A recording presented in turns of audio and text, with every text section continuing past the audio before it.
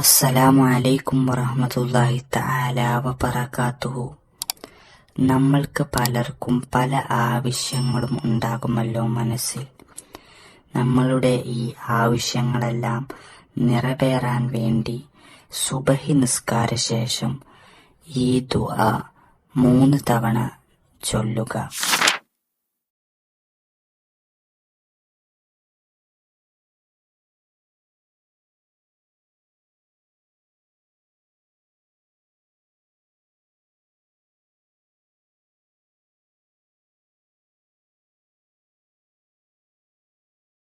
ഇൻഷാ അല്ലാഹ് അല്ലാഹു തആല നമ്മളുടെ എല്ലാവരുടെയും എല്ലാ ആവശ്യങ്ങളും നിറവേറ്റി തരട്ടെ.